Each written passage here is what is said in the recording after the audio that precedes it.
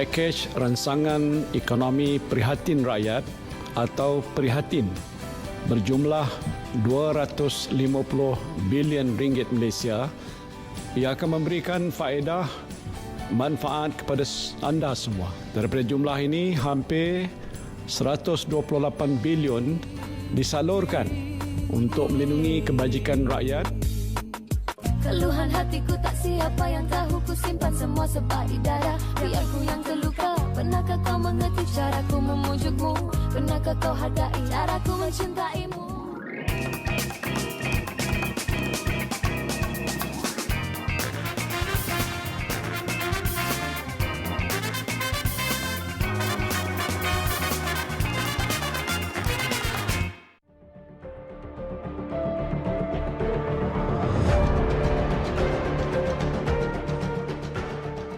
Bismillahirrahmanirrahim.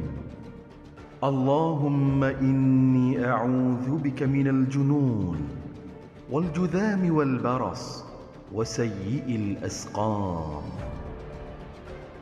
Ya Allah, sesungguhnya aku berlindung denganmu daripada penyakit gila, kusta, sopak dan sebarang jenis penyakit yang menggerunkan.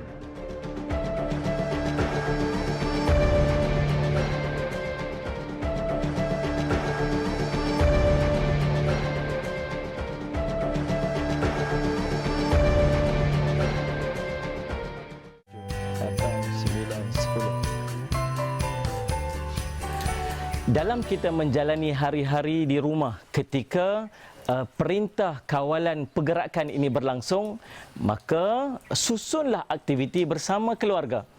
Jangan hanya makan, tidur, tetapi beriadahlah. Keluarkan peluh, regangkan otot-otot yang telah keras. Dan apatah lagi, ketika ini kesihatan perlu berada pada tahap yang paling optimum, yang paling tinggi. Maka carilah peluang, ruang dan ketika untuk kita beriadah bersama-sama dengan keluarga. Sebenarnya bukan hanya kesihatan yang kita cari, tetapi kita juga sedang berusaha untuk menjadi hamba Allah yang terbaik dan mengharap kasih sayang Allah kepada kita dengan beriadah. Sebagaimana yang disebutkan oleh Nabi SAW, al-mu'minun qawi khairun wa ahabbu ilallah minal mu'min dhaif. Orang mukmin yang kuat itu lebih baik dan lebih dikasihi oleh Allah berbanding dengan orang mukmin yang lemah. Maka beriadahlah dan berusahalah untuk menjadi hamba Allah yang terbaik. Assalamualaikum warahmatullahi wabarakatuh. Assalamualaikum warahmatullahi wabarakatuh. Selamat pagi, salam sejahtera. Kita bersua dalam Malaysia hari ini, hari Isnin 30 Mac 2020 bersamaan bulan baharu, bulan Syaban, 5 Syaban 1441 Hijriah. Saya Ali Iskandar Muhammad Marzi. Dan saya Sofia Nur Solihatun. Semoga anda keadaan baik sahaja, sihat walafiat dan keadaan yang masih kuat secara fizikal dan secara minda dan secara emosinya dalam kita mengharungi hari ke-13 Perintah Kawalan Pergerakan di Malaysia. Setakat ini Ali Iskandar okey? Alhamdulillah. Banyak cabaran yang harus ditempuhi, terutamanya apabila kita ni berdepan dengan perintah kawalan pergerakan kan. Kadang-kadang kita sebenarnya kita ni kadang-kadang kita tak stres, tak tertekan. Tapi bila kita baca apa yang berlaku di media sosial ini, kita macam tekanan itu dikongsi bersama-sama dan yang tak tekan pun akan rasa tertekan kerana membacanya. Apa pandangan Sofia? Saya ada melihat satu trend ini di laman media sosial di mana tentunya kita keadaan tekan, kita berada di rumah dan mungkin kita rasa macam orang kata helpless atau tak tahu nak buat macam mana lagi untuk membantu situasi. Tetapi ada juga kita lihatkan sedikit antara mereka yang menunjukkan negativiti di laman media sosial, mungkin meluahkan kata-kata yang tidak begitu baik apabila melihat situasi yang mungkin mereka tidak bersetuju atau segalanya yang berlaku di media sosial. Ini antara kelakuan yang kita harap agar kita semua masih dapat bendung untuk kita masih dapat menghormati sama sendiri. Walaupun tak boleh keluar rumah, tapi dalam media sosial pun kita jaga kelakuan dan perkataan kita. Ya, sebab kita sebenarnya masih lagi bersosial. Betul. Ya, bayangkan kalau misal katalah perkhidmatan internet tu ditiadakan. Kan? Bagaimana kita nak mengharungi hari-hari yang PKP akan datang ni. di tempat-tempat tertentu PKPD kan yang diperketatkan lagi. Jadi kita seharusnya kita nak anjurkan kepada semua untuk bersyukur yang kita masih lagi ada peluang untuk bersosial, masih lagi ada berpeluang untuk berkomunikasi, masih lagi ada berpeluang untuk melontarkan pandangan dan pendapat. Cumalah barangkali pendapat-pendapat yang sedikit keras, sedikit berbaur sentimen dan sebagainya datang daripada keadaan yang tertekan di dalam rumah. Barangkali lah, itu andaian saya barangkali. Tapi itulah dia, kadang-kadang kita terlalu mempromosikan jaga kesihatan. Kita lupa jaga kesihatan minda kita. Betul. Kan? Bukan kesihatan mental saja tapi kesihatan minda. Maknanya apa yang keluar daripada mulut kita, yang kita titipkan di media sosial ini, sesuatu yang boleh kita rujuk kembali sebelum kita kongsikan. Saya berpegang pada PKP ini bukannya perintah kawalan pergerakan, tapi perintah kawalan pendapat. Wow. Saya suka cara awak meletakkan apa yang kita lalui sekarang dalam keadaan yang paling mudah untuk difahami. Kerana kalau kita tidak menjaga apa yang tertera di minda kita dan kita sebenarnya melimpahkan kata-kata itu, kan saya melihat antara beberapa perkara yang berlaku beberapa hari yang lepas, mungkin ada yang meluahkan perasaan mereka, ada yang meluahkan pendapat mereka berkenaan dengan sama ada pakej rancangan ekonomi ataupun apa yang sedang berlaku berkenaan dengan perintah kawalan pergerakan di kawasan yang berlainan. Tetapi itu yang kita kena fikirkan sebelum kita meletakkan satu hukuman pada seseorang kerana meletakkan pendapat mereka di laman media sosial. Kita jangan ikut turut serta meletakkan perkataan yang harsh ataupun yang sangat kejam pada mereka. Kita perlu mempunyai tanggungjawab untuk berkata dengan baik-baik, untuk memberikan teguran ataupun pemahaman yang lebih jitu dan cara orang Malaysia lah, kita kan mempunyai adab. Betul. Kita lupa perkara itu. Dua perkara yang harus kita terapkan dan kita pelajari dalam tempoh ini. Yang sangat suka dipelajari, satu ilmu, satu lagi adab. Sebenarnya adab pertama, adab kemudian ilmu. Adab nombor satu. Adab nombor satu. Yalah, kita raikan segala perkongsian menu nak makan apa, perkongsian kejayaan membeli jenama roti tertentu kan, ada yang menunggu sampai jam sekian-sekian. Itu perkongsian yang kita raikan.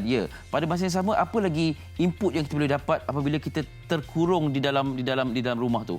Macam-macam perkara yang boleh kita pelajari untuk orang kata untuk upgrade diri kita. Tapi kalau kita mengambil peluang dalam tempoh berada di rumah ni, kita rasa nak marah, nak melempiaskan segala perkongsian. Nak beri pendapat tak ada masalah. Kita bercakap tentang pakej rancangan ekonomi sekarang ni.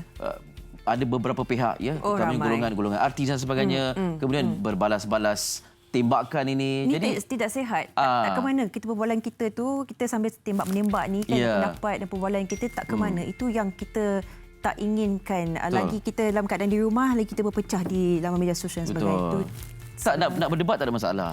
Tak ada masalah. Boleh. Secara sihat. Secara sihat. Kita cuba belajar. Kita perkuatkan adab kita dan ilmu kita supaya perkara yang kita tak persetujui pun kita boleh sama-sama bincang untuk kita cari jalan penyelesaiannya. Okey? Okey, baik, kita nak mulakan pagi ini dengan perkongsian di Dada-Dada Akhbar. Pastinya ini juga nak dapatkan surat khabar pagi-pagi pun cabaran juga. Mana tu kena tahan di beruntung roadblock dan kita pegang sebagainya ni sebenarnya kan. Itulah dia. Kita bersyukur dapat pegang surat khabar ni. Alhamdulillah. Okay, kita bacakan untuk anda semua. Baik, berita harian terlebih dahulu muka surat 3. Okey, ini dalam kita meraihkan ataupun rasa gembira dengan kejayaan perintah kawalan pergerakan ini, masih ada lagi tempat yang dilihat serius tidak mengawal diri, jadi terpaksa diperketatkan. Muka surat 3 membawakan 71 COVID-19 positif, 7 kampung berkurung. Ini bukan hadapan. Muka surat 3 ni dia. 4,000 penduduk tidak dibenarkan keluar rumah selama tempoh PKPD. Hampir 4,000 penduduk di Batu 21 hingga Batu 24. Sungai Lui, Hulu Langat, Selangor dikenakan perintah berkurung selepas kerajaan mengisytiharkan perintah kawalan pergerakan diperketatkan ataupun PKPD di kawasan itu. Arahan itu yang berkuat kuasa mulai tengah malam tadi hingga 13 April depan adalah yang kedua selepas PKPD dilaksanakan di Simpang Renggam Jumaat lalu. Menteri Kanan Keselamatan Datuk Seri Ismail Sabri Yaakob berkata PKPD dilaksanakan di kawasan itu berikutan terdapat 71 kes positif jangkitan COVID-19 daripada 274 penghuni Ma'had Tahfiz An-Nabawiyah di Batu 23 Sungai Lui. Okey, dan disebutkan juga susulan arahan PKPD itu, katanya semua penduduk dan pelawat yang berada di Batu 21 hingga 24 Sungai Lui tidak dibenarkan keluar rumah sepanjang tempoh perintah dikuatkuasaan. Bayangkan, kita kalau boleh tak nak dengar PKP ada huruf D itu. Di belakang. Tapi apabila dikesan ada kes-kes positif COVID tu, jadi ini langkah berjaga-jaga sebab kita kadang-kadang saya tak tahulah bila kita nak kata flatten the curve tu sejauh mana pemahaman kita tentang meratakan lengkungan graf itu kan untuk mengurangkan lagi ataupun memutuskan rantaian ini. Ya, kadang-kadang kita rasa saya tak ada apa-apa dah, saya sihat alhamdulillah kan. Tapi seorang kalau dia positif boleh menjangkiti 2.6 orang lain. Jadi kalau bayangkan 5 orang ataupun 71 orang yang positif berada di luar. Untuk diletakkan dalam perspektif yang lebih jelas lagi, itulah nombornya. Dan pastinya bagi anda mereka yang mungkin ada keluarga dan sebagainya yang berada di kawasan PKPD ini, jangan risau kerana ini adalah langkah berjaga-jaga untuk memastikan keselamatan mereka di kawasan itu, bukan untuk menghukum, bukan untuk meletakkan mereka dalam satu kelompok okey mereka berbahaya. Kerana mereka juga terjaga, makanan supply ataupun makanan akan dipastikan mereka mempunyai akses kepada makanan yang cukup. Jadi mereka dalam keadaan yang baik. Baik. Saya akan teruskan di NST. Ini berkenaan dengan permintaan ataupun perlunya lebih ramai lagi sukarelawan untuk membantu Kementerian Kesihatan. Volunteers assemble. The Health Ministry is appealing to more healthcare practitioners to bolster its under pressure COVID-19 medical force.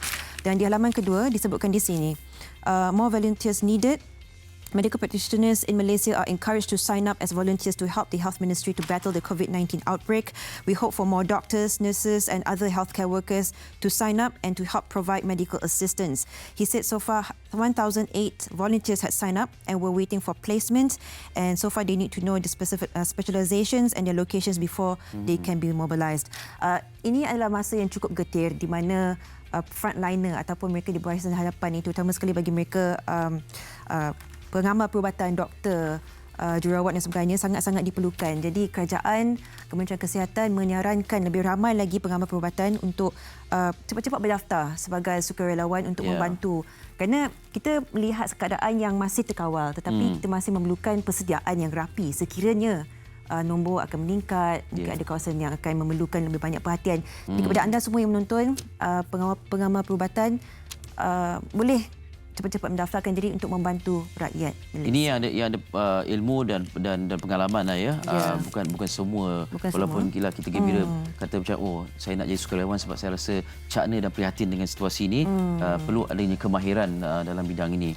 Apa pun kita harapkan dapat sokongan 1,008 sukarelawan sudah pun mendaftar setakat ini, alhamdulillah, syabas. Dan kita nak beralih ke harian Metro. Sekat gelombang ketiga ini antara kenapa kita perlukan lebih banyak tenaga kerja untuk digerakkan untuk menyekat gelombang ketiga. Setakat ini kematian, jumlah kematian yang dicatat dah 35, 150 kes baharu dan 2,470 jumlah keseluruhan. Ini muka hadapan anda boleh lihat, dan perkongsian antara lain di muka surat 2. Bendung ledakan, negara berdepan gelombang ketiga jika terus engkar PKP. Nampak tak istilah jika terus engkar PKP? Ya, bukan kata pergi ke tempat-tempat tertentu, tapi engkar apabila ada sekatan jalan. Ada tu kata sampai 4 kali apabila ditahan kata nak beli makan, beli barang.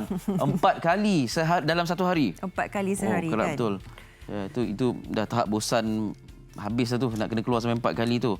Okey, dan dimaklumkan juga, kerajaan maklumkan, PM kata bekalan makanan mencukupi. Jangan risau, jangan teruskan dengan sikap panic buying kita tu. Betul. Kalau roti tu sebuku sajalah untuk satu keluarga, kan, beri peluang untuk orang lain juga untuk mendapatkan bekalan makanan.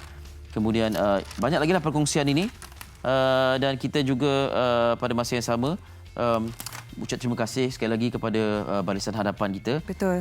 Kerana terus cekal dan banyak bantuan disalurkan untuk memastikan mereka dapat menjalankan tugas dengan sebaik-baiknya. Kita doakan dipermudahkan segala urusan. InsyaAllah, amin. Ini antara yang kita nak kongsikan sebenarnya. Mereka tetap pada diri kita. Setakat mana tanggungjawab kita pada ketika ini dalam kita mengharungi atau melawan wabak COVID-19 ini. Kerana kalau kita tidak bekerjasama, selagi itulah kita akan dalam keadaan yang sangat merisaukan. Betul. Baik, kita ada perkara nak iwawarkan kepada anda semua. Ini adalah berkenaan dengan tabung Media Prima Berhad sebagai satu usaha bagi melawan penularan COVID-19. Media Prima melalui tabung kemanusiaan Media Prima NSTP atau Media Prima NSTP Humanitarian Fund merayu sumbangan segera daripada orang ramai bagi membantu kerajaan terutamanya dalam merawat pesakit-pesakit COVID-19 dan membantu mereka yang terkesan akibat virus ini. Semua hasil sumbangan yang diterima akan disalurkan untuk tujuan pembelian kelengkapan peralatan perubatan kritikal, memberi sumbangan kepada frontliner, mereka yang berada di barisan hadapan dan juga keperluan lain bagi membantu pesakit-pesakit yang terjejas. Ya. Dan untuk makluman anda semua, sumbangan ini juga anda boleh dapatkan pelepasan cukai LHDN dan orang ramai yang ingin menyumbang ke tabung ini menerusi cek perbankan dan juga dalam talian boleh buat demikian ataupun boleh terus deposit ke Media Prima NSTP Humanitarian Fund di akaun Maybank 5141 0532 3170 5141 0532 3170. Setiap sumbangan besar atau kecil amatlah bermakna. Okey, rasanya lebih baik kalau berkemampuan mengeluarkan sumbangan kewangan ini supaya senang untuk diagihkan dan dibeli apa saja keperluan berbanding dengan menghantar makanan. Sekarang pun NGO pun tidak digalakkan untuk buat demikian. Betul. Ya, sebab kita terdedah dengan risiko-risiko jangkitan ini kan. Walaupun niat tu baik tetapi risiko tu masih ada. Betul. Jadi ini cara yang terbaik untuk kita memberi bantuan kepada yang memerlukan kan. Kita tak pegang orang, kita tak bercakap. Kita transfer saja kan. Okey. Itu dia. Jadi sumbangan anda kepada yang telah mengumpulkan sumbangan, terima kasih kami ucapkan. Okey, satu lagi yang kita nak kongsikan ini bermula April. Esok lusa lah ya. Lusa. 1 April. Saluran TV9 di Astro tidak lagi pada saluran 119 tetapi di 149. Jangan keliru ya. Jadi teruskan menonton rancangan menarik di TV9 melalui saluran 149. Ya. Okey. Itu yang kita bawakan. Selepas ini kita banyak lagi perkongsian yang sangat menarik dari segi ekonomi dan sebagainya, cara kelangsungan hidup kita selepas ini. Tapi sebelum tu, kita nak saksikan dulu bingkisan ini berkenaan dengan pesanan khidmat selebriti tanah air disediakan oleh wartawan Faris. Mari kita saksikan.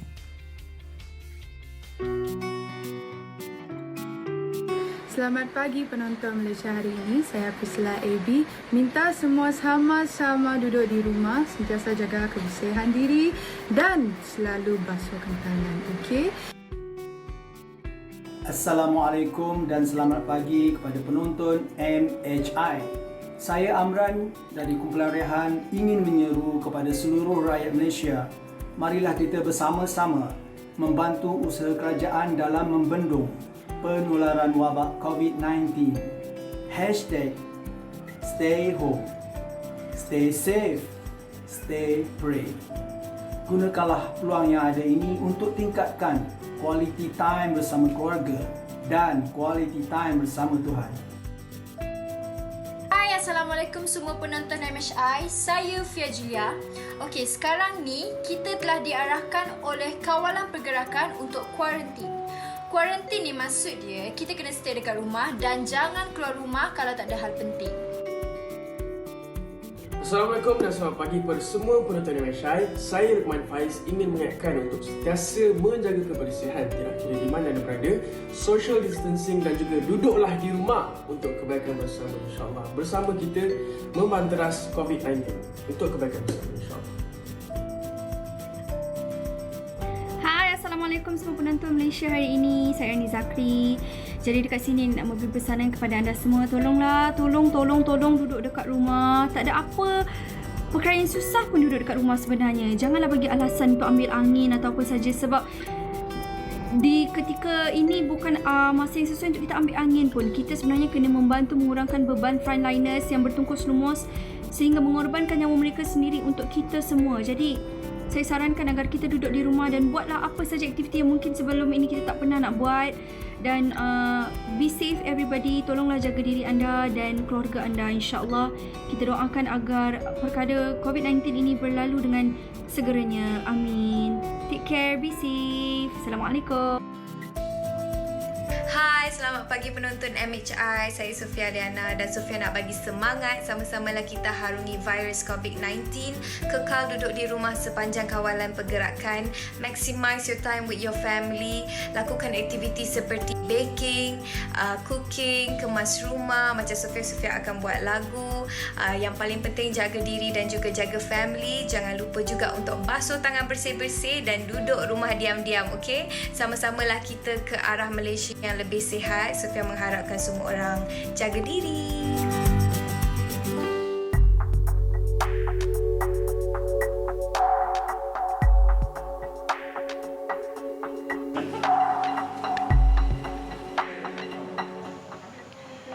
Dalam usaha membendung penularan wabak COVID-19 di tempat awam, Dewan Bandaraya Kuala Lumpur DBKL telah mengambil beberapa tindakan proaktif. Antaranya termasuklah melakukan operasi pembersihan dan disinfeksi di 19 pasar berbangunan di bawah seliaan mereka. Operasi yang dilakukan secara serentak ini diselaras oleh Jabatan Kesihatan dan Alam Sekitar DBKL dengan kerjasama syarikat konsesi pembersihan alam flora Sendirian Berhad. Ia bermula dengan penutupan aktiviti perniagaan pada jam 9 pagi. Sebaik pasar ditutup dan dibersihkan, pekerja dari Alam Flora akan menyembur cecair pembasmi kuman di seluruh kawasan pasar. Di Pasar Taman Tun Dr. Ismail Kuala Lumpur, 4 tenaga kerja syarikat berkenaan ditugaskan bagi melakukan kerja-kerja disinfeksi berkenaan. Kami buat 2 kategori lah. Satu Dettol. Dettol ni kami khaskan untuk tempat-tempat yang mungkin pengguna pegang. Sebab dia bukan kategori asid kan. Jadi kami sembuhlah dekat pemegang lift, tempat nombor lift dengan dinding-dinding yang mungkin pengguna pegang lah. Satu lagi Clorox ni macam kategori asid. Jadi kami khas Clorox ni untuk lantai saja. Untuk memastikan keberkesanannya, semburan cecair Dettol dan Clorox akan dilakukan sebanyak 2 kali. Menurut Timbalan Pengarah Jabatan Kesihatan dan Alam Sekitar DBKL Nur Hayati Mat Said, kesemua mereka yang terbabit dalam operasi pada pagi berkenaan telah diberi latihan bagaimana untuk menyediakan larutan disinfektan serta tata cara penyemburannya. Ini adalah inisiatif daripada pihak PBT DBKL untuk dalam mengekang penularan wabak COVID-19 ni. And then kita harap dengan cara dan inisiatif ni kita boleh selain daripada mengekang penularan wabak, dan kita juga boleh memastikan kawasan yang mana tumpuan awam iaitu pasar-pasar awam ni lebih higien dan selamat untuk semua publik lah. Usaha pembersihan ini akan diteruskan mereka pada setiap Rabu selagi Perintah Kawalan Pergerakan dikuatkuasakan. Oleh itu, beliau meminta para peniaga di premis terbabit agar memberi kerjasama mereka demi kebaikan bersama.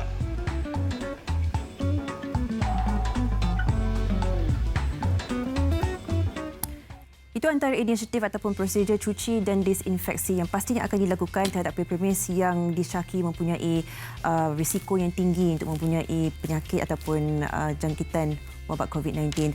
Baik, kembali bersama kami di Malaysia hari ini, dan pastinya pada ketika ini kita akan meninjau dan berbual dengan salah seorang tetamu ini yang akan memberikan bagaimana gambaran sebenarnya pada ketika ini keadaan kelangsungan hidup bagi penjaja dan peniaga kecil Melayu Malaysia.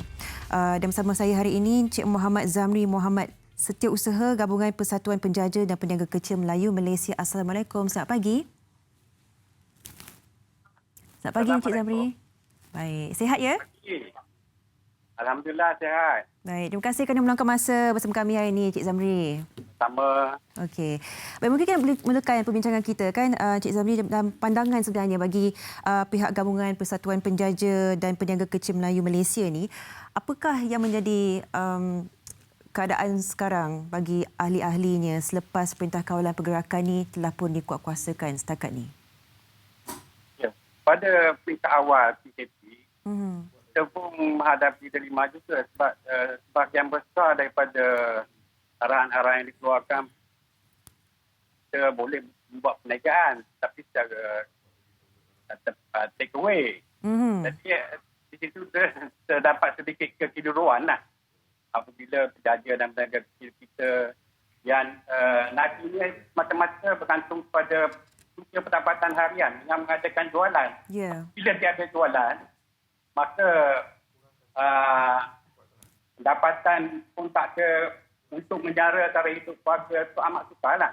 Lepas itulah pada peringkat permulaannya kita dapati ada penaga-penaga kita yang nampaknya ingkar untuk mematuhi peraturan berkenaan.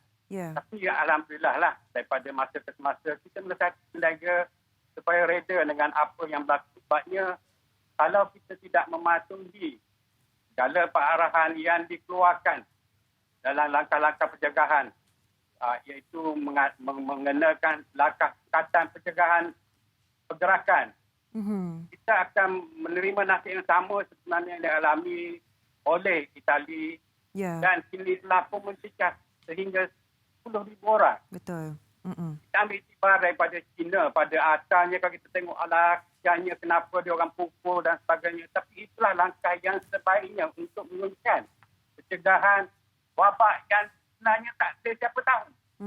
Sebabnya pada awal sekalipun kita dan juga seluruh dunia tidak mengambil berat. Sebab benda yang baru, kajian dibuat mengatakan dia tak ada airborne. Tapi sebenarnya apabila berlaku dalam keadaan suasana sekarang ni, dia disahkan airborne, maka jangkitan wabak akan merebak dengan lebih cepat dan jangka hayat dia di udara lebih lama berbandingkan apabila dia jatuh ke bawah. Jadi disebabkan kesadaran yang belakangan ni kajian dibuat, mendapati vaksin pun tak ada lagi untuk membuat satu pemulihan. Jadi kita nasihatkan pada semua lah, dan alhamdulillah sekarang pun mengikut laporan kerajaan dah 95% kematuhan. Walaupun pada peringkat awal ni kita anggap bahawa ia boleh diselesaikan 2 minggu. Jadi tak nak kita terpaksalah berkorban untuk 2 minggu lagi. Supaya kita semua apabila mematuhi tempoh 28 hari itu dan kita perlukan dengan doa supaya wabak COVID ini dapat dipulihkan dengan seberapa segera. Supaya usaha kita berjaya daripada kecil yang sememangnya kais pagi makan pagi. Betul. Dapat menjalankan perniagaan sedia kala. Baik, setakat ini memang nak menyambutkan Ramadan. Yang mana Ramadan ni sebenarnya merupakan satu pendapatan yang besar bagi kerja dan perniagaan kecil kita.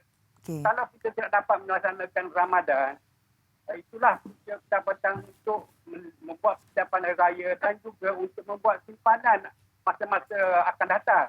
Jadi ini merupakan satu peluang kemasan yang terpaksa kita hadapi lagi. Kalau masalah COVID-19 ini tak dapat diatasi pada masa ini. Baik, Cik Zamri, memang pasti satu masa yang sangat sukar untuk semua, terutama sekali bagi mereka yang punya perniagaan sendiri, kecil atau besar ataupun sederhana sekalipun. Dan sudah tentunya masih dalam keadaan yang semua di seluruh negara sedang mencari dan melihat bagaimana penyebaran ini dapat dibendung pada ketika ini. Dalam keadaan kita di Malaysia, dalam pengumuman yang telah pun disebutkan berkenaan pakej rancangan ekonomi prihatin rakyat ni, bagaimana Cik Zamri melihat perkara ini boleh membantu ramai lagi yang terkesan dengan wabak COVID-19? Ya, sebenarnya kerajaan kita amat prihatin. Saya selaku ahli majlis ini pada awal-awal lagi apabila wabak berlaku. Kerajaan telah memanggil mengadakan satu dialog hubung dengan pakej rancangan itu. Saya daripada tengah Februari lah. Jadi pada masa itu, kerajaan melihat kepada sektor pelancongan yang mana ramai pelancong tak dapat datang lagi dan bilik-bilik tempahan sebanyak 140,000 dibatal. Jadi pembincangan-pembincangan yang dibuat itu melahirkan satu pakej rancangan sebanyak 20 bilion yang dilancarkan pada 28 September. Tapi apabila langkah yang dilaksanakan mulai 20 hari bulan Mac apabila disambungkan daripada satu dan sebagainya, maka kerajaan tak nak terpaksalah menyediakan satu pakej rancangan yang lebih komprehensif untuk menampung kerajaan yang terhenti, terutamanya kepada golongan 40 lah. Kita dapat untuk penjaja yang mana penjaja sebenarnya dalam satu informal yang mana ekonomi penjaja sebenarnya nanti hidup pada pendapatan daripada kita dalam perniagaan tadi. Jadi apabila kerajaan melancarkan satu pakej yang komprehensif yang lebih prihatin kepada rakyat, kami bagi golongan penjaja dan penjaja mengucapkan ribuan terima kasih kepada kerajaan yang betul-betul untuk membantu rakyat. Walaupun kalau dianggapkan sebagai satu sudah taklah besar, tapi kemampuannya adanya bantuan di situ. Yang telah memutus pendapatan dan dapat disediakan makanan untuk keluarga. Baik, terima kasih kita ucapkan kepada Encik Muhammad Zamri Muhammad kerana meluangkan masa. Kami mohon maaf kerana audio agak kurang memuaskan. Tetapi itu yang tadi antara kita boleh dengarkan luahan dan bagaimana Persatuan itu sendiri melihat pergerakan ataupun bagaimana kelangsungan hidup selepas ini pastinya akan mempunyai sedikit cabaran, tetapi asalkan kita mempunyai inisiatif untuk masih kekal semangat dan cekal kita dalam mengharungi hari-hari yang akan datang berserta dengan bantuan yang diberikan menerusi pakej rancangan ekonomi prihatin rakyat ini, insya-Allah akan dapat membantu lagi lebih ramai yang terkesan dengan wabak COVID-19. Selepas ini kita banyak lagi perkongsian seterusnya. Kita akan bersama dengan Ali Iskandar untuk perkembangan COVID-19 yang terkini. Kita akan berehat seketika segalanya di Malaysia hari ini.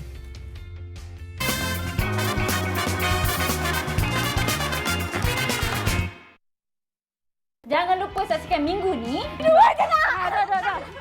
Oi, mentang-mentang orang suruh buat segitiga, dikoyakkannya terus untuk segitiga. Kerana saya dia menang. Tak puas hati betul. Wow. Amazing.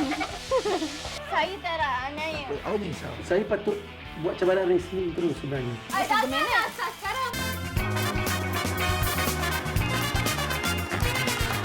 Pakej ransangan ekonomi prihatin rakyat atau prihatin berjumlah 250 bilion ringgit Malaysia ia akan memberikan faedah manfaat kepada anda semua.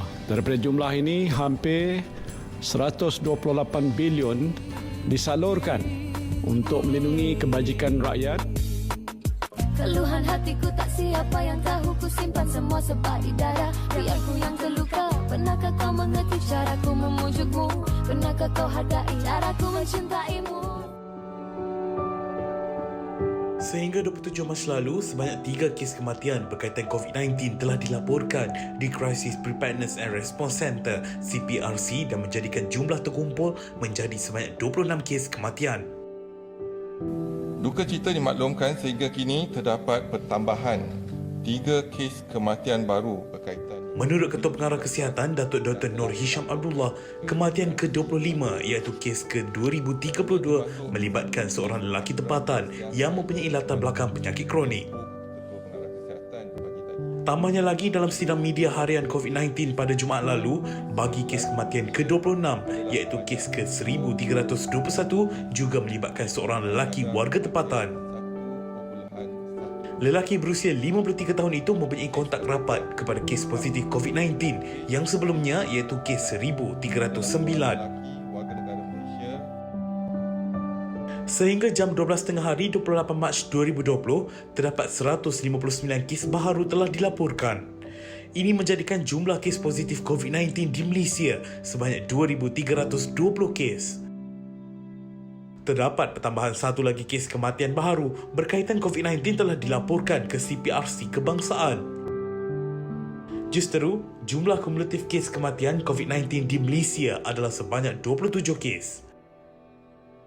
Kes kematian ke-27 iaitu kes ke-2162 melibatkan lelaki warga negara Malaysia berumur 61 tahun.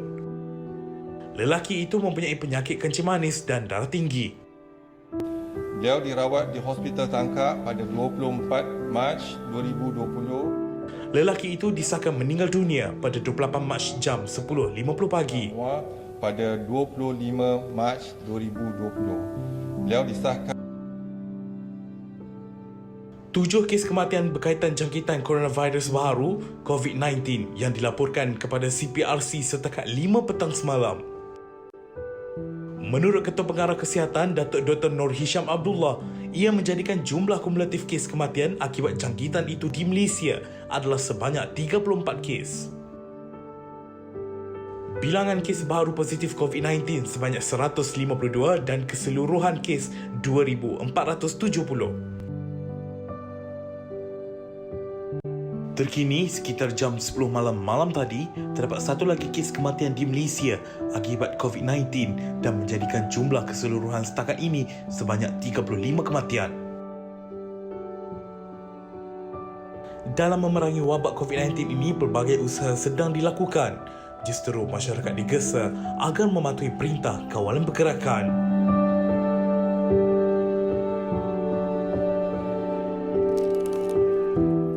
Baik, itu antara perkongsian rangkuman situasi terkini berkaitan COVID-19 dan seperti disebutkan yang terkini setakat hari ini 150 kes baharu telah disahkan dengan 35 jumlah kematian dicatatkan, manakala 2,470 ini adalah jumlah kes positif COVID-19 di Malaysia. Dan 68 pulih dan dibenarkan keluar daripada hospital setakat semalam. Jadi ada ini perkembangan angka. Dan seperti biasa kalau anda menonton TV3, di sebelah kanan skrin ini terdapat angka. Jadi dalam kebimbangan kita melihat angka kematian dan sebagainya, kita tidak mahu perkara ini semakin lama semakin membuat kita jadi lali. Ini setakat nombor semata-mata. Jadi kecaknaan kita untuk menjaga dan mengawal diri kita daripada bebas bergerak ke mana-mana itu semakin lama semakin berkurangan. Angka ini adalah angka yang mengingatkan kita bahawasanya ia boleh meningkat secara mendadak. Jadi kita harus berhati-hati. Baik, untuk itu kita nak berbincang lebih lanjut tentang perkembangan terkini COVID-19 ini bersama dengan Dr. Badrul Hisham Abdul Samad, pakar perubatan kesihatan awam, sektor pengurusan wabak, bencana, krisis dan kecemasan, bahagian kawalan penyakit Kementerian Kesihatan Malaysia. Assalamualaikum Doktor. Assalamualaikum. Apa khabar? Baik, alhamdulillah. Terima kasih banyak sudi bersama kami. Terima kasih. Ya, dalam kesibukan doktor antara petugas di CPRC juga ya. Di CPRC. Ya. Okey, dengan segala maklumat dikongsikan ini, barangkali lah rakyat mungkin nak tahu bagaimana pihak CPRC mengendalikan segala panggilan dan juga pertanyaan rakyat, sebab hotline tu diterakan kan? Ya. Ya, benar Eli. Sebenarnya sekarang memang kami bertugas 24 jam ya. Kita ada 3 shift untuk menjawab semua pertanyaan daripada umum lah. Dan bukan saja talian telefon ya, kita ada banyak talian telefon. Begitu juga melalui email dan juga melalui WhatsApp. Ya. Jadi memang setiap shift tu memang kita bertugas lah. Termasuk dengan doktor ya, pakar dan juga paramedik. Dengan adanya kemudahan ini membolehkan rakyat bertanyakan soalan dan sebagainya, apa yang boleh dirumuskan daripada pemahaman rakyat tentang COVID-19 ini di Malaysia? Okey, baik. Pengamatan saya, sebab saya pun terlibat sama ya. On-call semalam pun saya on-call sebenarnya. Oh, okey. Ya. Banyak daripada panggilan dan juga pertanyaan yang kita terima ni, kita kata mereka di kalangan kita kata worried well. Ya. Mereka ada simptom-simptom yang ringan, hanya sakit tekak ya, hanya batuk ya, tapi mereka tak pasti adakah mereka dijangkiti oleh COVID-19, adakah mereka perlu mendapatkan saringan ya di klinik yang paling dan sebagainya. Jadi lazimnya kita akan bertanya lebih lanjutlah sebab definisi Kementerian Kesihatan Malaysia untuk kes disyaki COVID-19 ni dia ada sejarah pendedahan. Sama ada balik daripada luar negara ataupun mungkin daripada kluster ataupun terdedah pada seorang yang mereka tahu positif COVID-19 dalam tempoh 14 hari. Ya. Tapi kita tanya jugalah setakat mana gejala yang mereka alami, ya, berapa berat dan sebagainya. Tapi kebanyakannya kami boleh kata rata-rata adalah mereka yang okey, yang well. Tapi sama kita akan menasihatkan kalau kata gejala itu mungkin bertambah dari segi gejalanya, jadi mereka boleh pergi ke mana-mana klinik yang berhampiran, tapi pastikan pakai topi muka. Baik, bermakna soalan tu masih lagi lebih kurang samalah.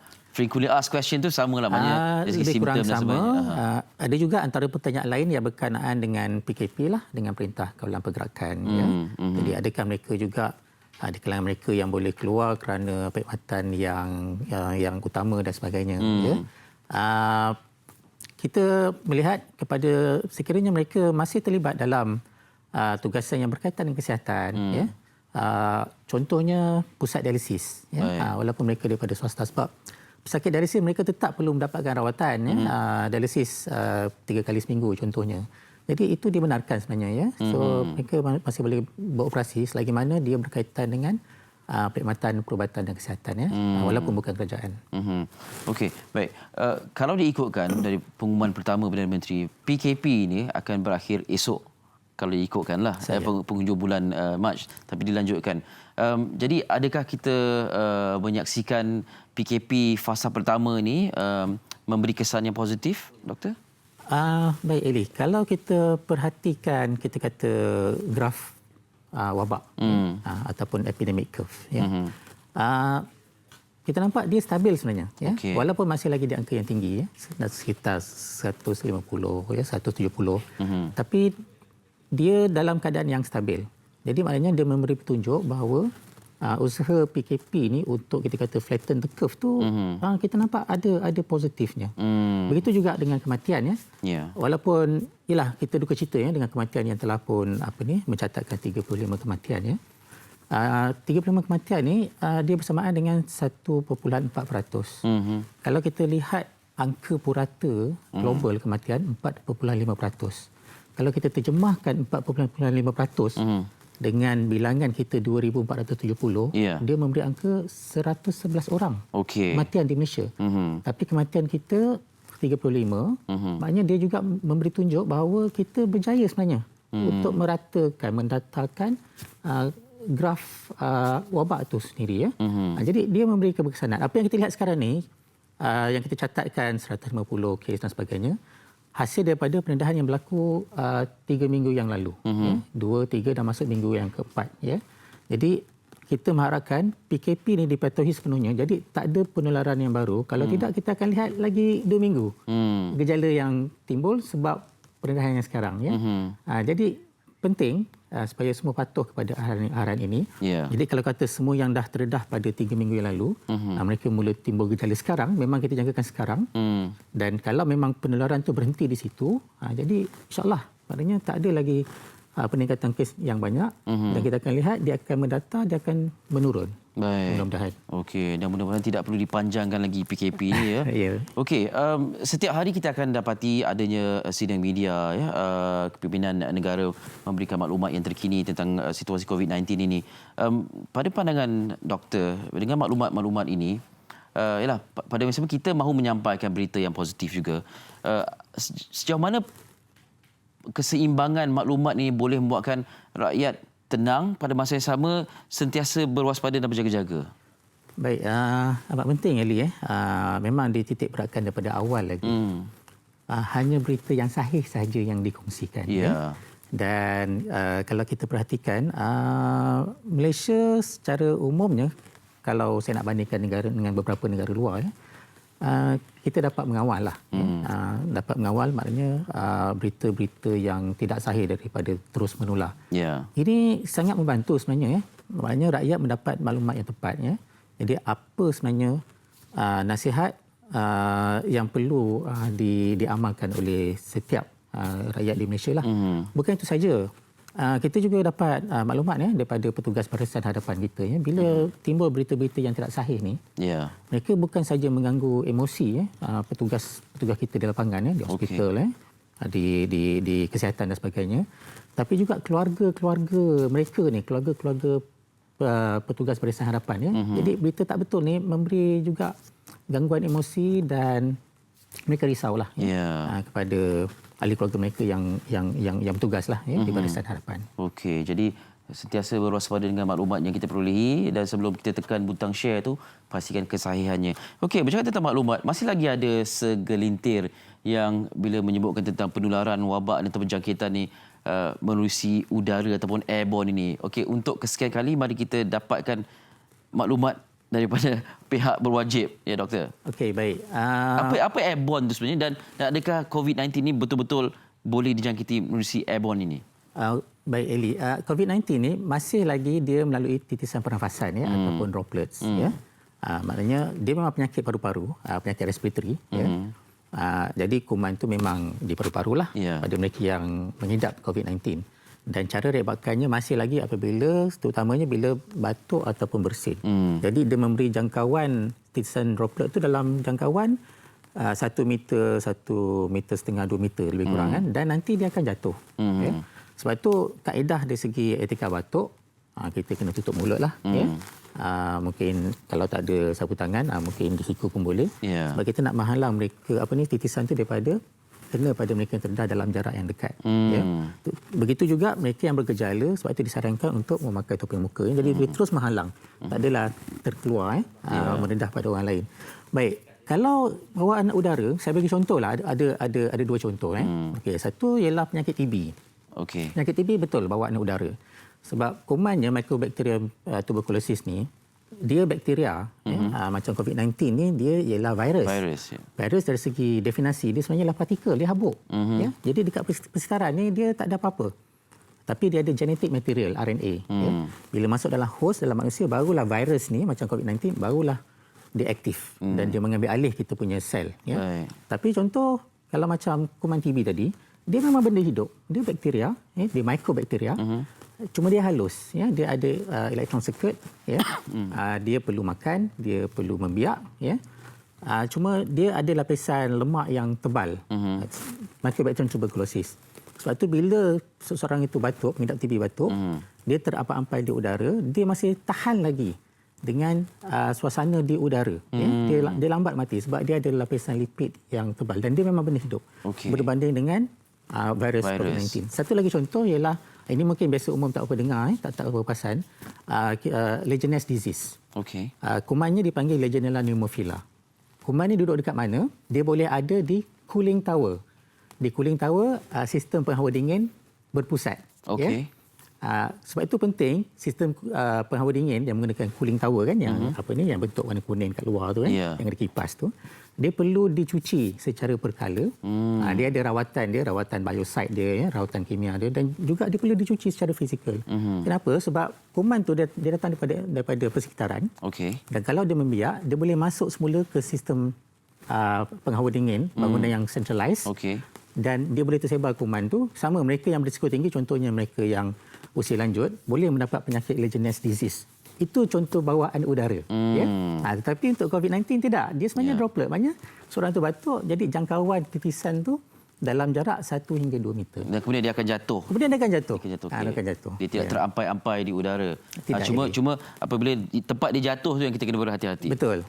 Sebab semua pun dah maklum, kalau kita tersentuh permukaan yang tercemar tadi, kita pegang pula muka kita tanpa kita sedari, dia boleh masuk ikut hidung, mulut dan juga mata, masuk ke badan kita. Ya, ke badan kita. Okey, akhir sekali kita akan sentiasa tampilkan pihak-pihak yang bertanggungjawab dalam menguruskan situasi ini. Nasihat doktor kepada rakyat Malaysia. Okey, sama Eli. Duduk di rumah, stay at home, dan jangan sebarkan maklumat yang tidak sahih, dan jika perlu mendapatkan rawatan di mana-mana klinik ataupun hospital, perlu jujur dalam menceritakan dari segi gejala dan juga sejarah pendedahan dalam tempoh 14 hari kebelakangan. Ya, jangan sorok maklumat. Kena berterus terang apabila ditanya oleh doktor, ya. Ya, doktor, terima kasih banyak sudi bersama kami. Selamat menjalankan tugas.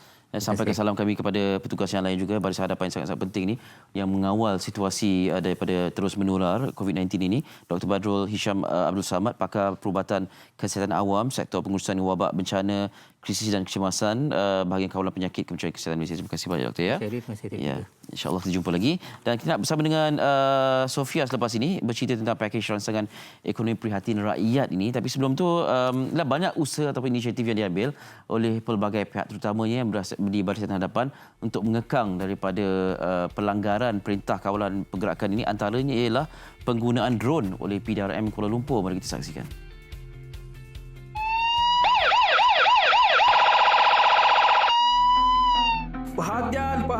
Perhatian. Pengumuman oleh Polis Diraja Malaysia. Perintah kawalan pergerakan sedang berkuat kuasa. Sila balik dan duduk di rumah jika tiada urusan penting. Dalam usaha membendung penularan wabak COVID-19, unit drone PDRM antara unit di barisan hadapan yang digerakkan bagi memastikan orang ramai mematuhi perintah kawalan pergerakan PKP sehingga 14 April ini. Menggunakan drone jenis Mavic 2 Enterprise Zoom dan Mavic 2 Enterprise Dual, drone ini dilengkapi dengan pembesar suara bertujuan memberikan amaran dan peringatan kepada orang awam. Jaga jarak 1 meter antara satu sama lain. Jika ingkar, anda boleh diambil tindakan di bawah peraturan 7 dengan denda tidak lebih RM1,000 atau penjara tidak lebih 6 bulan atau kedua-duanya sekali. Terima kasih.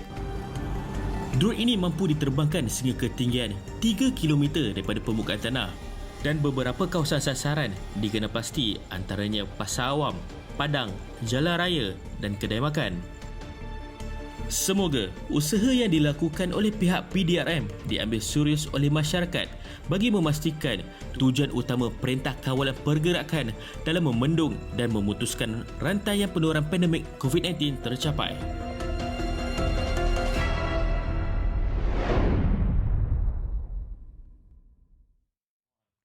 Itu kita paparkan kesiapsiagaan pihak Polis Diraja Malaysia dalam memperkukuhkan penguatkuasaan Perintah Kawalan Pergerakan ini. Pastinya kami berharapkan agar anda semua boleh patuh dan kekal di rumah pada bila-bila masa sahaja.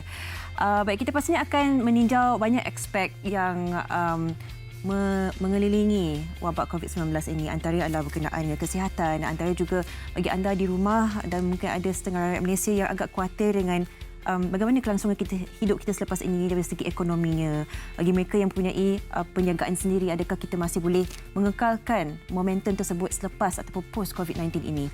Dan pastinya ramai juga yang ingin tahu bagaimana sebenarnya pakej rangsangan ekonomi prihatin rakyat ini akan boleh membantu keseluruhan setiap peringkat ataupun sesiapa sahaja asalkan mereka rakyat Malaysia. Dan bersama kami di talian adalah Dr. Muhammad Afzal Nizam Abdul Rashid, Ketua Penganalisis Ekonomi Bank Islam Malaysia Berhad. Assalamualaikum, Doktor. Waalaikumsalam. Selamat pagi. Sihat ya? Baik, Alhamdulillah. Terima kasih meluangkan masa bersama kami hari ini, Doktor. Baik, Doktor, kita nak tahu sedikit sebanyak berkenaan pandangan Doktor sendiri berkenaan dengan pakej rangsangan ekonomi prihatin rakyat ini. Adakah ia sebenarnya sangat komprehensif dan boleh membantu setiap lapisan rakyat Malaysia yang kini terjejas dengan wabak COVID-19, Doktor? Okey, jika dilihat saiz pakej rangsangan ekonomi itu memang besar, 250 bilion. Jika kita ambil nisbahnya kepada KDNK sekitar 17%. Dan kalau kita bandingkan dengan pakej rangsangan ekonomi semasa negara menghadapi krisis subprima pada tahun 2009, pada ketika itu pakej rangsangannya adalah sekitar 10% daripada nilai KDNK itu. Jadi 17% berbanding dengan 10%, maksudnya sekarang ni lagi besarlah. Yeah. Besar maksudnya risiko terhadap ekonomi itu lagi besarlah jawabnya. Betul. Kerana apa masalah yang kita hadapi sekarang ni dengan COVID-19 ni adalah dia merencatkan kegiatan ekonomi itu. Jadi dengan perintah PKP ni, maksudnya ramai yang tak boleh bekerja, tak boleh keluar dan sebagainya, sangat terhadlah dari segi pergerakan tu. Kemudian dari sudut ekonomi pula, kegiatan ekonomi itu tak dapat berlaku seperti biasa. Kalau berlaku pun mungkin beberapa industri saja. Jadi itu yang saya rasa yang pakej rangsangan ekonomi yang cuba diselesaikan oleh pihak kerajaan, dan kita dapat lihat banyak orang kata tu bantuan di wang tunai kepada E40 dan M40, dan begitu juga dengan menyelesaikan masalah aliran tunai di kalangan syarikat dan juga di kalangan syarikat EPKS. Adakah Doktor melihat ini adalah salah satu mungkin bantuan yang sangat membantu pada masa kini untuk membantu keadaan rakyat, tetapi akan memberikan implikasi jangka masa panjang yang agak membahayakan ataupun merisaukan bagi negara, Doktor?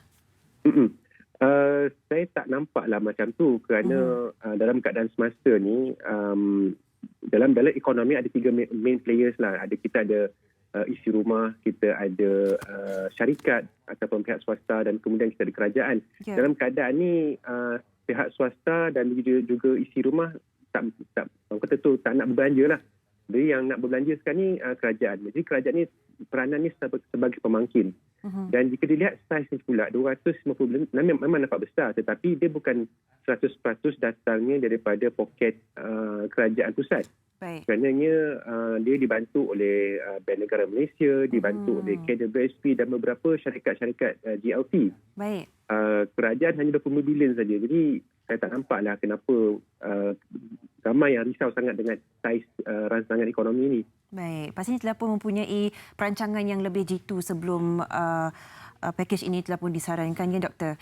Baik, dan mungkin bagi nasihat bagi orang ramai dan rakyat sendiri selepas menerima bantuan ini, bagaimana sebenarnya kita boleh memastikan keadaan kewangan ekonomi kita sama ada dalam sebuah institusi keluarga ataupun syarikat dan sebagainya boleh diteruskan dan mempunyai jangka hayat yang lebih panjang selepas ini, Doktor? Jika kita lihat banyak pakej yang telah diumumkan, tapi bagi saya yang paling utama, yang paling saya suka adalah moratorium terhadap pembayaran pinjaman selama 6 bulan. Saya kira itu banyak orang kata itu memberi penyimatan kepada para peminjam lah.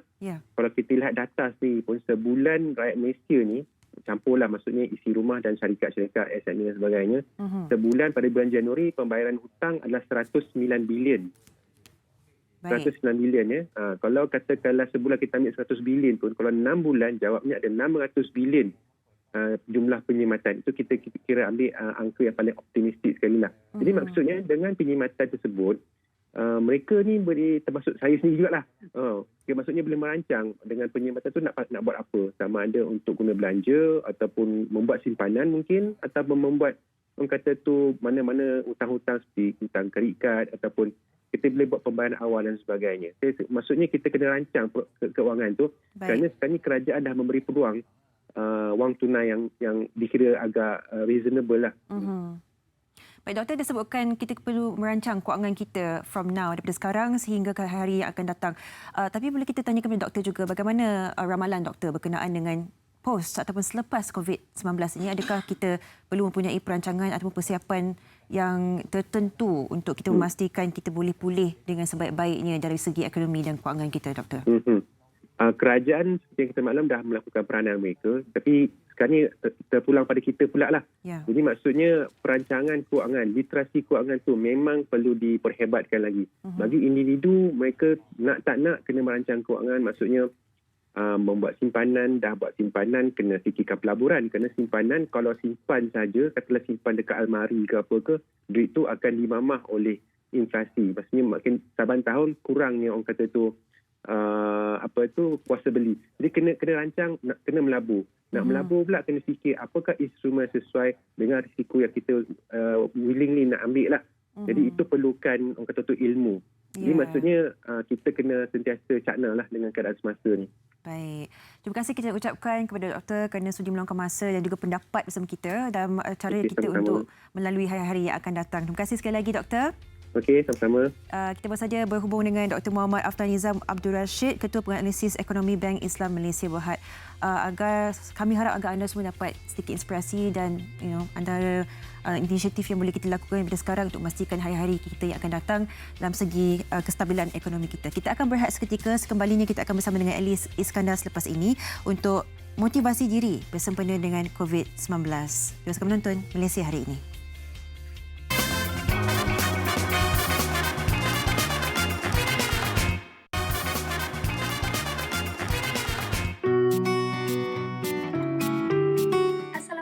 Dan selamat pagi penonton Malaysia Hari Ini. Saya Elina Haris dan saya ingin mengucapkan jutaan terima kasih kepada frontliners dan kepada semua yang telah mengorbankan masa, tenaga dan keluarga demi keselamatan Malaysia.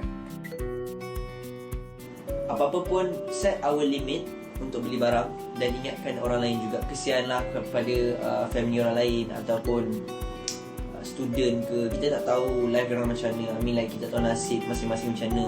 Tapi apa-apa pun kita kena ingatkan orang dan ingatkan diri kita yang kita kena ingat orang. Assalamualaikum, selamat pagi semua penonton MHI. Saya Lela ingin menyeru kepada seluruh rakyat Malaysia untuk duduk di rumah. Dekat rumah kita boleh buat macam-macam. Contohnya memasak, tengok rancangan TV3. Kalau Lela buat muzik. Jadi stay at home, stay safe, jaga kebersihan, jaga kesihatan, jaga diri dan paling penting jangan lupa untuk selalu cuci tangan. Semua penonton MHI yang berada di rumah, pastikan anda sentiasa basuh tangan anda menggunakan sabun sekurang-kurangnya 20 saat ke atas. So, sambil kita boleh meluangkan masa dengan keluarga, jangan lupa untuk jaga kebersihan dan juga jaga keselamatan masing-masing di dalam rumah. Sentiasa cuci tangan dan juga pakai hand sanitizer. So, sentiasa jaga kebersihan anda semua, sentiasa basuh tangan. Okey, jaga diri masing-masing semua, stay safe, stay healthy and jangan lupa untuk stay at home. Okey, bye. Hai, Assalamualaikum dan selamat pagi kepada penonton-penonton MHI. Saya Bibi Khairina. Pesanan Bibi untuk anda semua, please duduk rumah dan jangan keluar. Hai, Assalamualaikum. Selamat pagi kepada semua penonton Malaysia Hari Ini. Saya Nabila Razali. Ingin mengambil kesempatan ini untuk mengucapkan terima kasih kepada frontliner semua yang sedang bertungkus lumus dalam menangani wabak COVID-19. Assalamualaikum. Hai, selamat pagi MHI. Okey, saya ingin berpesan di sini sekali lagi kepada seluruh rakyat Malaysia supaya mendengar perintah kerajaan untuk stay at home. Tak perlu keluar rumah kalau tak ada benda yang penting dekat luar tu. So please, duduklah dekat rumah bersama dengan keluarga tercinta, melakukan aktiviti-aktiviti yang sihat. Yang penting sekali ikut arahan kerajaan. Okey? Tolong demi kebaikan kita semua. I love you guys so much. Assalamualaikum, selamat pagi semua kepada penonton Malaysia hari ini. Saya Sharifah Zarina. Okey, saya ingin berpesan kepada diri saya sendiri dan juga kepada anda semua agar sentiasa mematuhi peraturan untuk sentiasa kekal berada di rumah. Okey, stay at home. Jangan pergi mana-mana, jangan degil. Okey, sebenarnya ini adalah untuk kebaikan kita bersama sebenarnya. Baik, itu antara pesanan rakan-rakan selebriti kita untuk kita semua terus berada di rumah dan jaga diri, jaga kesihatan. Baik, kita nak juga bercerita tentang dah 2 minggu berada di rumah ni, macam-macam perkara boleh berlaku. Ya, antara lain ialah tekanan kerana terlalu lama berkurung ini. Jadi kita nak dapatkan sedikit motivasi lah, kata-kata rangsangan daripada individu yang sentiasa bermotivasi. Di talian sekarang ni ialah Datuk Dr. Haji Muhammad Fadzil Kamsah. Hello, Assalamualaikum. Waalaikumsalam warahmatullahi wabarakatuh. Eli. Datuk, apa khabar? Saya sihat, alhamdulillah. Datuk di rumah yang mana ni? Banyak orang pesan. Saya ada satu rumah. Okey, baik. Maaf kita gurau pagi-pagi, Datuk. Okey, Eli. Okey, Datuk, pastinya Datuk antara yang berada di rumah juga bersama yang lain, ya, menyokong perintah kawalan pergerakan ini. Dan bagaimana sebagai rakyat Malaysia, sebab kita nampak kadang-kadang keresahan ini dilempiaskan di media sosial ni. Komen Datuk sikit. Itulah, kadang-kadang kita ni, bila kita terlibat dengan PKP dan kita sangka kita ni dikurung di rumah, maka kita akan rasa terkurung. Itu sebabnya kita kena betulkan kita punya paradigma. Kita ni bukan sekadar duduk kat rumah tau. Sebab orang yang duduk di rumah sebab wabak, kata Nabi, adalah akan dapat pahala jihad. So kita ni buat benda yang baik. So itu akan mengubah kita punya persepsi dan kita tak terasa tertekan lah. Yang keduanya, untuk mereka yang ada kerja, yang bergaji, yang bekerja, so sepatutnya bila PKP ni dia kena bekerja lah. Dia kena BKR, bekerja dari rumah. BDR bekerja dari rumah. So cari jalan bagaimana nak buat kerja. Jangan bagi alasan bos tak suruh apa-apa pun buat apa menjebuk. So cari inisiatif untuk buat kerja, sama ada kita ni seorang kerani ke, seorang pegawai ke, seorang manager ke. So cari jalan untuk memperbaiki ataupun buat persediaan untuk pekerjaan kita. Tapi yang penting sekali, ya, sebenarnya PKP ni sebenarnya ujian karakter, ya.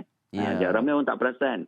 Mungkin dulu, okeylah, saya ingat ramai hari ni orang yang berpuasa Syakban dan puasa hari Isnin sebab PKP. Kalau bekerja mungkin susah sikit nak berpuasa sebab macam-macam tugas sebenarnya. Ada mesyuaratnya dengan minumnya. So ramai orang sempat duha, sempat berinteraksi lebih, sempat berbonding dengan keluarga. Masya Allah, ya. So sebenarnya benarlah kata ramai guru-guru kita, ya, bahawa kita ni bila terlibat dengan PKP, duduk kat rumah, satu rahmat yang besar dengan syarat. Bila kita cari benda yang positif, dapat positif. Bila tengok masalah, fikirkan masalah, maka masalah yang akan datang. Betul. Okey, saya tertarik bila Datuk sebut tentang masa ni lah masa kita memperbetulkan ataupun membentuk karakter kita, ya. Masa ni masa kita bertarbiyah, kita buat postmortem dan sebagainya, muhasabah dan sebagainya. Okey, masa ini juga kadang-kadang kita lihat karakter, the true colours tu keluar sebab bila berlaku ataupun ada peristiwa-peristiwa tertentu seperti maklumat-maklumat diberikan, dikeluarkan oleh kerajaan. Yang paling terkini ini ialah pakej rancangan ekonomi ini. Macam-macam komen kita dengar, macam-macam saling bertindak balas, melontarkan komen sesama sendiri yang kita nampak seolah-olah macam ini. Adakah ini perwatakan kita sebenar ataupun kita hanya melakukan benda dalam keadaan tertekan semata-mata, Datuk? Itulah sebabnya YABPM pun sebut, when the going gets tough, the tough gets going, ya. So sebenarnya ini sekarang cabaran untuk semua orang. Bukan saja di Malaysia, malah di satu dunia. Jadi di sinilah, ya, kita tengok bagaimana sifat kita yang sebenar, ya.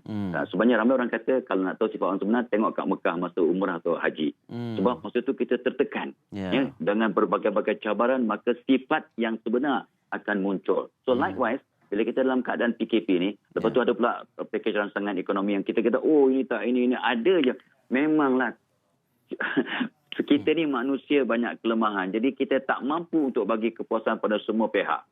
Tapi kunci untuk kebahagiaan, kunci untuk ketenangan ialah kita first and foremost kena banyak bersyukur dulu. Bila kita banyak bersyukur, maka yang sedikit kita dapat pun kita nampak besar. Ya? Dan kalau kita tak dapat, mesti ya, Allah bila tak kasih sesuatu pada kita, dia nak gantikan dengan yang lebih baik ataupun tunggu untuk beri yang lebih baik. Jadi kalau kita sentiasa bersangka baik, ini dia.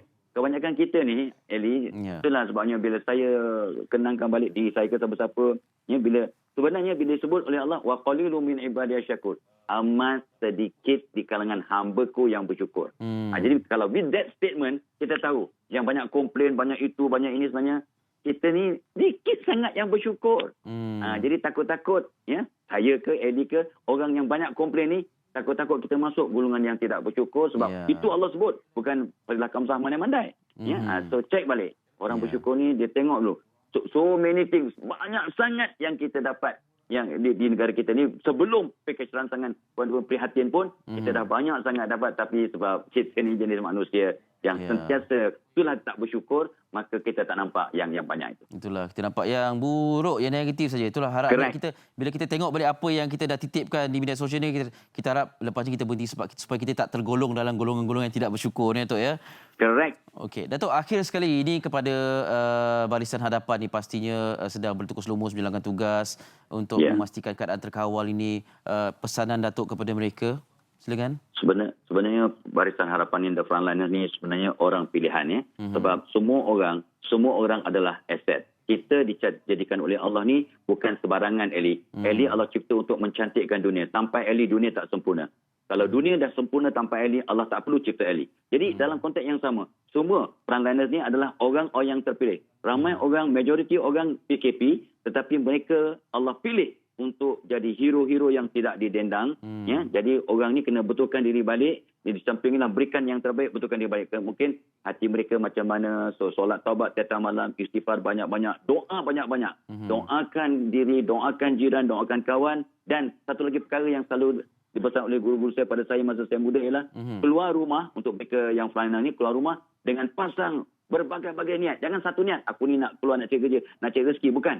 Aku nak tolong, aku nak senyum, aku nak itu, aku nak doakan. So bila kita pasang banyak niat sebelum pergi kerja, Allah akan bagi kita semangat, kekuatan, inspirasi untuk buat yang terbaik. Jadi ingat, anda adalah hero-hero, ya, wira-wira yang tidak didendang, tapi setiap apa yang anda lakukan sebenarnya akan dapat ganjaran, insya-Allah. Ya, Datuk, terima kasih banyak-banyak atas motivasi untuk pagi ini. Kita doa Datuk sihat, ya. Saya sihat, alhamdulillah. Alhamdulillah. Jaga diri, Datuk. Terima kasih banyak. Assalamualaikum. Waalaikumsalam. Ya, Datuk Dr. Haji Muhammad Fadhil Kamsah. 3 perkataan kalau boleh dirumuskan daripada perbincangan ini: sabar, syukur dan doa. 3 perkara yang kita pegang baik-baik, ya, sepanjang PKP ini dan selepas ini juga. Okey, kita nak berehat seketika. Selepas ini nak bersama dengan Sofia. Katanya nak berbual dengan Didi Alias pula. Apa cerita bila berada di rumah selepas ini dalam Malaysia hari ini? Dengan nama Allah, Ar-Rahman, Maha Pemurah, Ar-Rahim, Maha Penyayang. Alhamdulillah, puji-pujian lillahi, bagi Allah, Rabbi, Tuhan, yakni pencipta dan juga pemelihara, alamin, semesta alam. Okey, itulah antara aktiviti yang saya lakukan di rumah. Cuba untuk menghafal setiap makna perkataan ataupun bacaan dalam solat yang kita selalu lontarkan dalam solat. Tapi kadang-kadang kita tak tahu apa maknanya. Jadi untuk kita lebih khusyuk dan juga lebih meningkatkan lagi kualiti dalam solat, inilah antara aktiviti yang boleh dilakukan. Nampak macam remeh, tapi apabila saya sendiri berpengalaman untuk cuba buat ni, saya rasa macam banyak sangat benda yang saya tak tahu. Hai, Assalamualaikum dan juga salam sejahtera. Okey, sekarang hari ini saya nak kongsikan apakah antara aktiviti harian saya apabila kita duduk dekat rumah ni bersempena dengan Perintah Kawalan Pergerakan. Yang paling penting, inilah masanya untuk kita bersama dengan keluarga. Kita kena jogging setempat. Jogginglah setempat kan, agak-agak dalam 10 ke 20 minit confirm telur akan keluar, ya. Kan, kita letak hantarnya sini. Ni, turun bawah. 1 2 anak kan. Kita mainlah bola-bola dengan anak kan. Okey, Zai. Hai, Assalamualaikum untuk semua penonton Malaysia hari ini. Dekat mana tu? Confirm dekat rumah kan? Haiza pun kat rumah juga.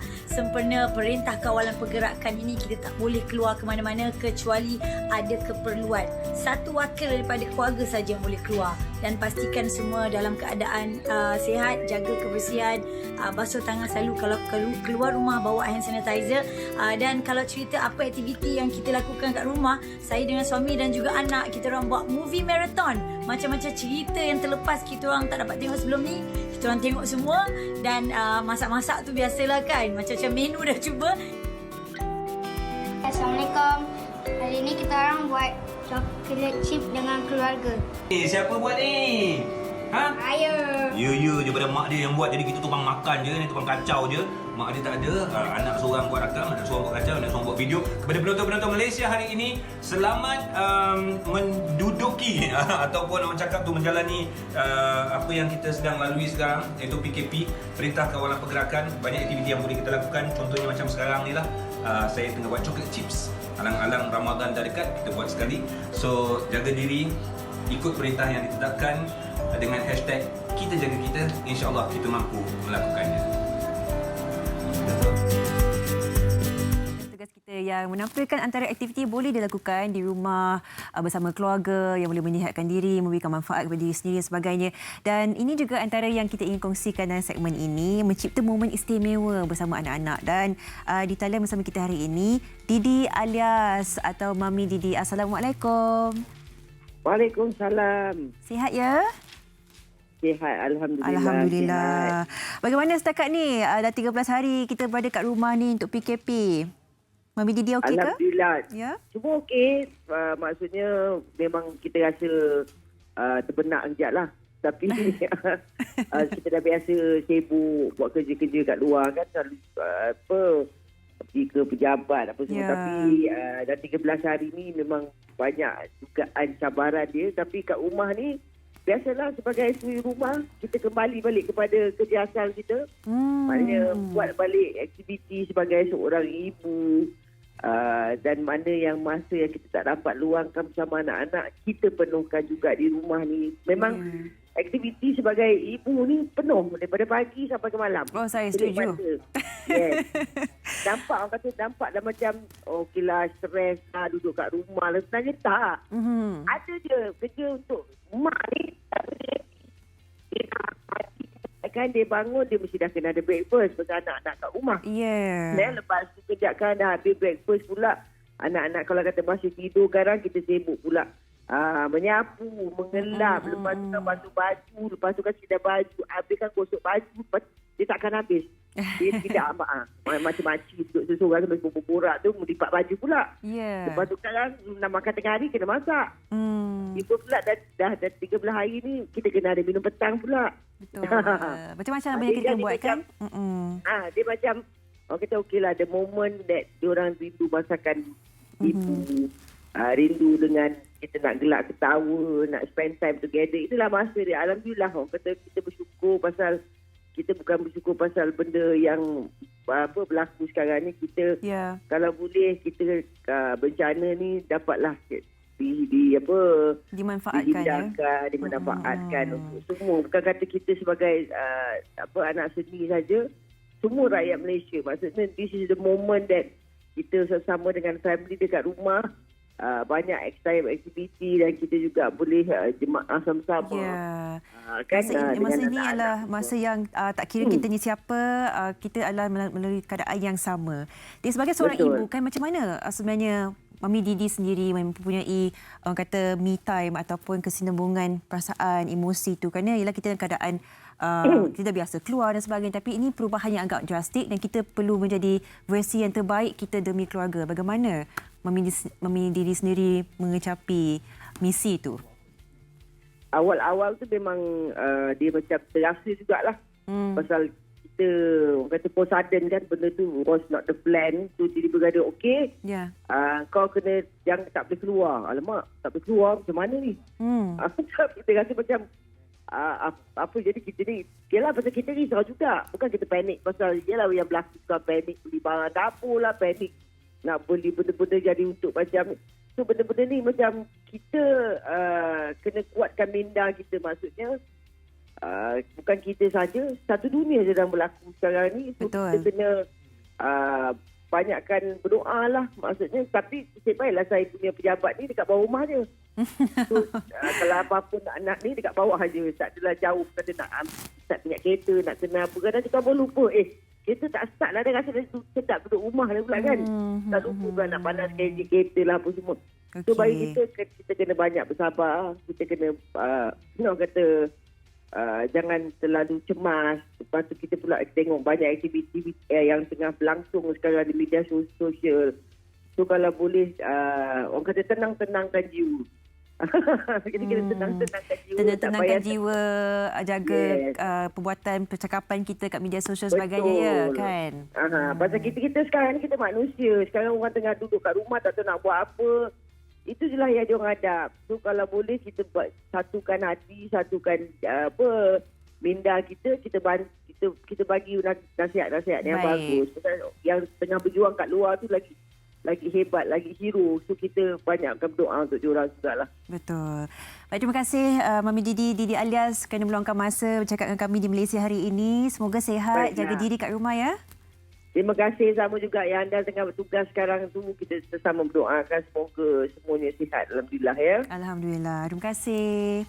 Baik, itulah tadi antara perkongsian daripada seorang ibu, daripada seorang yang pastinya melihat PKP ataupun Perintah Kawalan Pergerakan ini dalam satu nada yang sangat positif. Baik, kita akan berehat seketika. Sekembalinya kita akan mengetahui cara-cara untuk kekal aktif biarpun dalam tempoh PKP. Semuanya di MHI.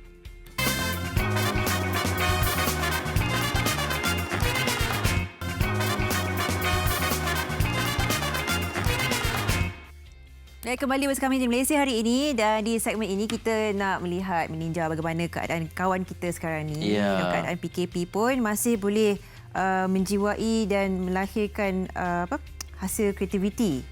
Kan?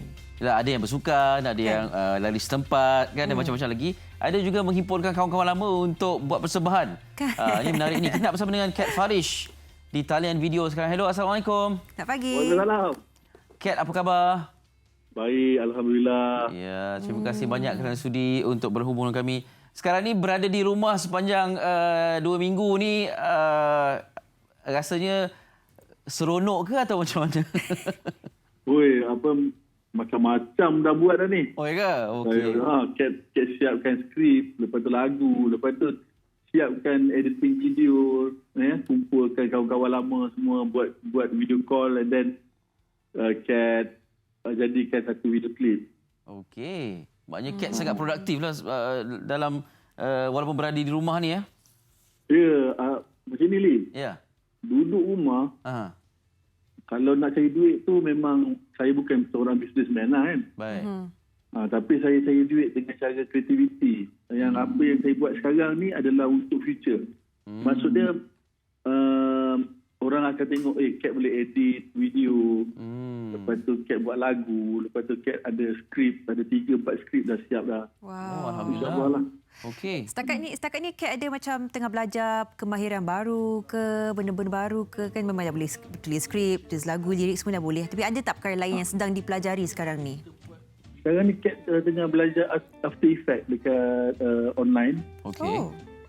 So dah berjaya, dah buat dalam sepanjang PKP ni Kat dah buat 1, 2, 3, 4 video. Semua ada kat Instagram. Oh wow. Nak kena tengok ni. Video tu Kat dah hantar dekat label, dekat beberapa label. Ya. Okey, Kat, ini satu yang sepatutnya juga dianjurkan kepada yang lain juga, sama dalam industri kreatif ataupun tidak. Sebab ada pihak yang memberikan khidmat menggunakan aplikasi ataupun software secara percuma sekarang ini kan? Jadi sepatutnya dimanfaatkanlah. Okey. Ya, macam kalau duduk saja je, bersenam ke, masak ke, atau apa pun sekalipun, mesti ada masa yang keluar lagi. Ya, betul. Okay. Banyak masa tu.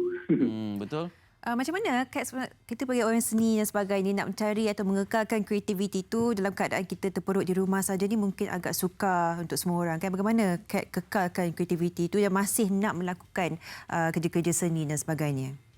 Okey, sebenarnya kalau nak tulis skrip tu memang perlukan keadaan yang macam ni. Tulis lagu lagi frustrated, lagi best, lagi tengah kecewa ni tak dapat keluar apa ni.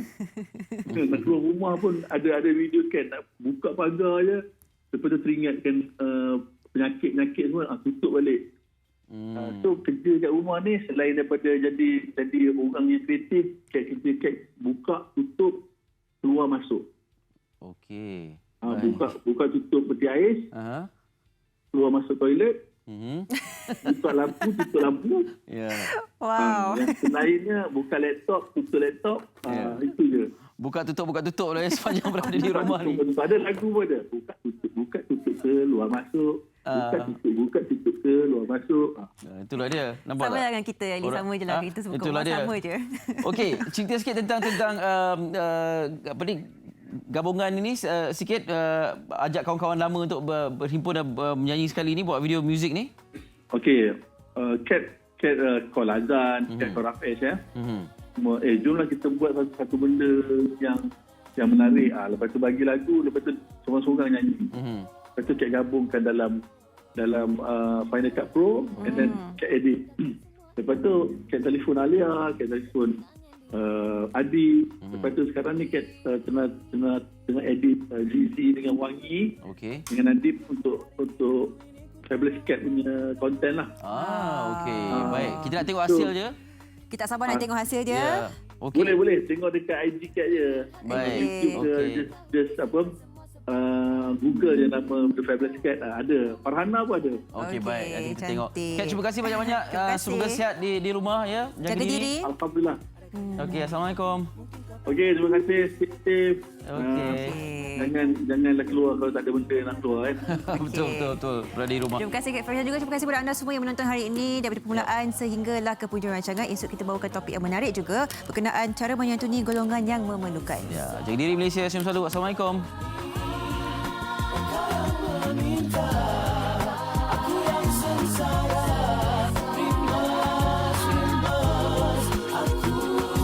aku seorang kecundang, istana jiwaku goyang, roboh dan tumbang, sawanku lantang, tidak berpantang, letupnya siang-siang, bukannya alang kepalang, datangnya perang dan bawaku ke jurang. Pulanglah sayang, janjiku datang, ku hapuskan dalang-dalangnya sayang.